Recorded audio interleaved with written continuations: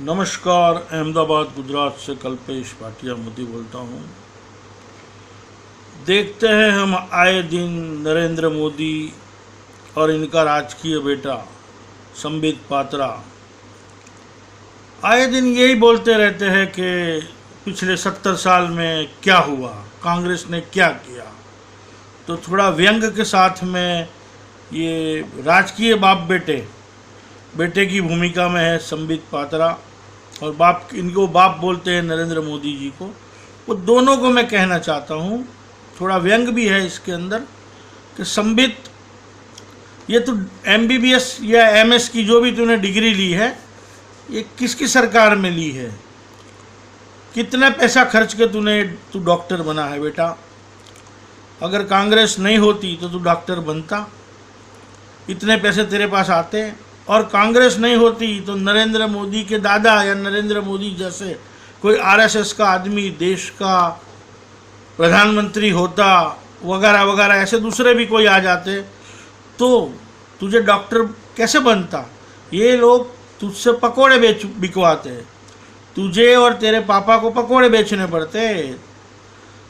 तेरी मम्मी है, तेरी बहन है, इनको बाजार के बीच में अचार बेचना पड़ता, क्योंकि इनकी नीति क्या है। और जिसकी तो पब्लिसिटी कर रहा है 24 घंटा टीवी पर, जो भी आदमी आता है उसके साथ ऊंचा ऊंचा बोलता है, झूठ बोलता है, और यही बात करता है कि देश में कांग्रेस ने क्या किया है। अरे जो कांग्रेस ने किया है उसका 10% भी आप 10 जन्म में भी नहीं कर पाओगे।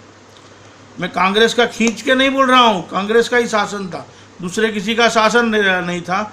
आप लोगों का शासन 4 साल में हमने ये भी देखा है, इसके पहले 6 साल वाजपेयी जी का भी शासन देखा था।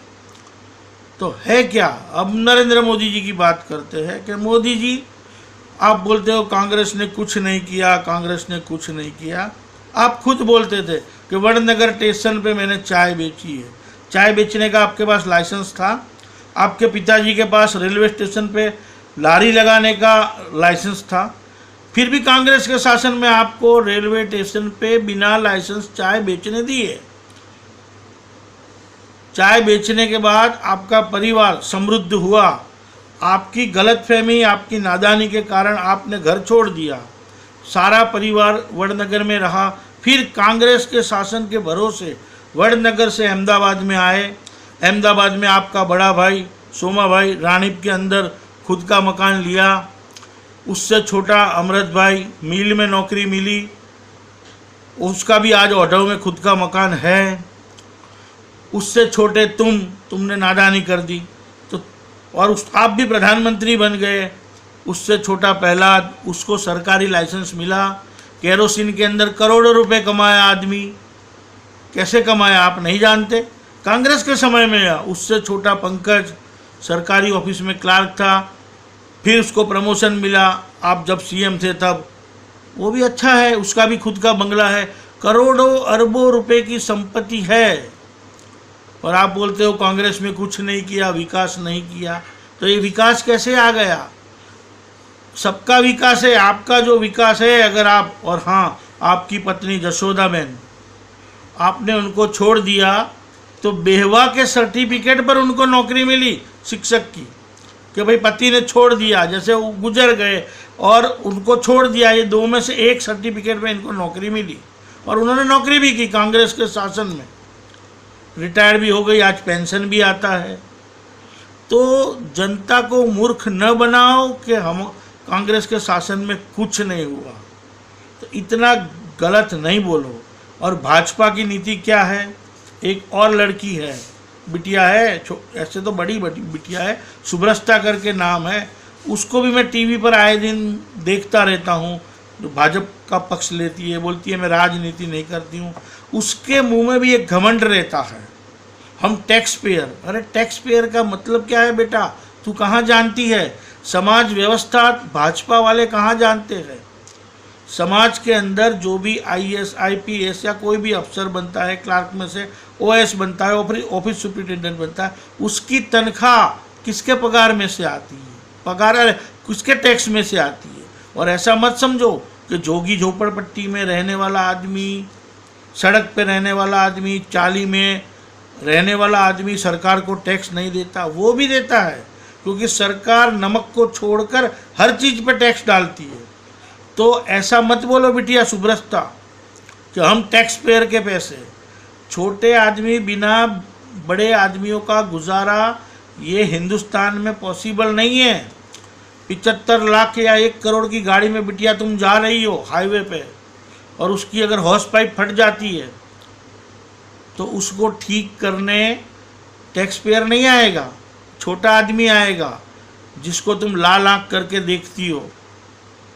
सड़क के बीच में गाड़ी बिगड़ जाती है या एक आपकी 20-20 रुपए की बोतल ख़त्म हो जाएगी तो रास्ते में कोई घूंट पानी पिलाने वाला छोटा आदमी आएगा। एक्सीडेंट होते हैं ट्रेनों के, बसों के, हाईवे पे सब होते हैं। कोई कुदरती आफत आती है तो छोटे छोटे आदमी ही भूखा रह के मेहमान समझ के खाना खिलाते हैं। तो ऐसा मत बोलो।